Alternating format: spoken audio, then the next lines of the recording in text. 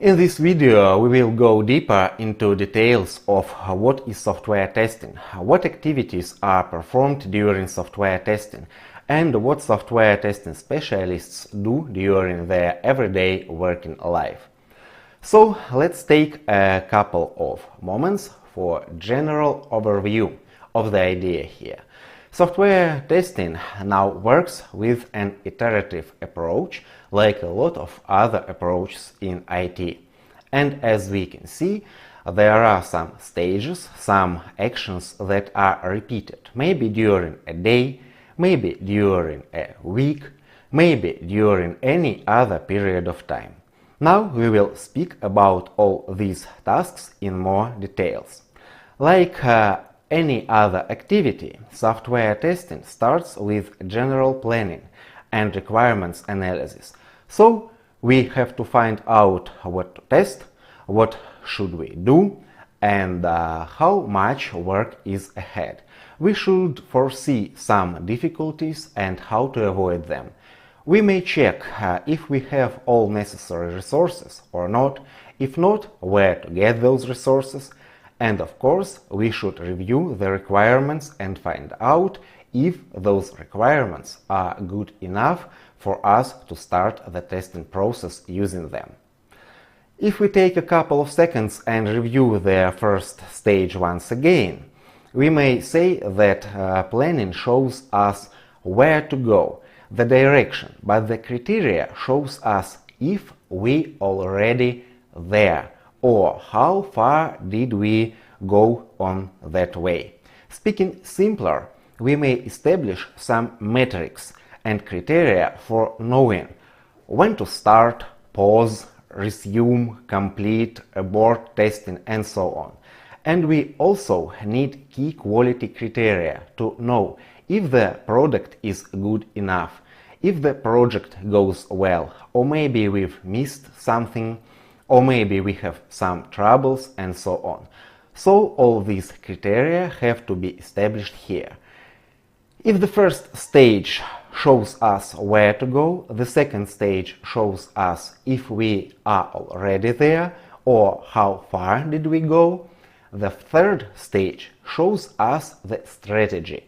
It shows us how to get there from that point A to that point B. What shall we do to use the shortest way? Not there, not some kind of a long workaround that's expensive and so on, but using the shortest, the best way.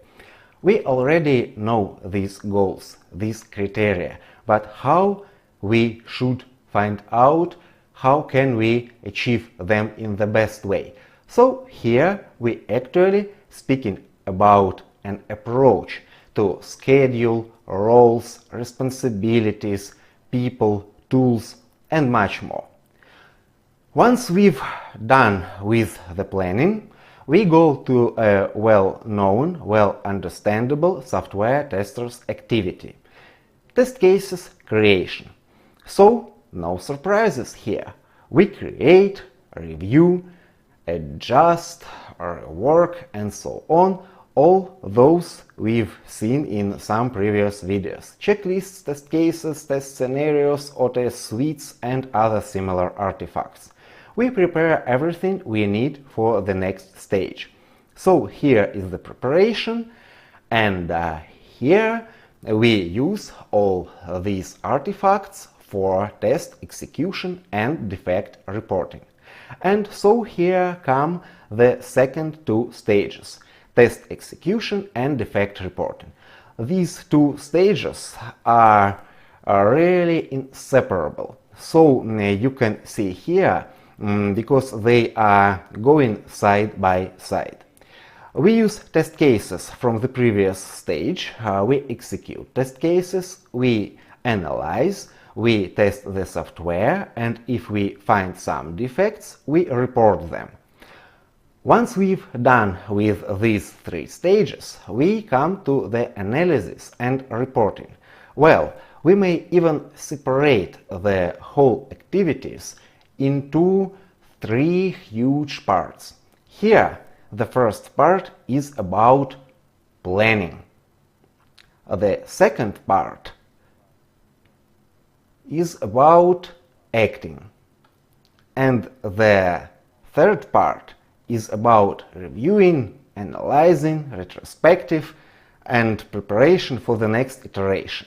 Here we should analyze if we manage to achieve these goals set during the first stage, and the results of such analysis we may present in test results report or any other proper document. And once again, here we are preparing the basis for the next test cycle. So we know where we are, and now we begin to plan how to get further from this place we are in for now.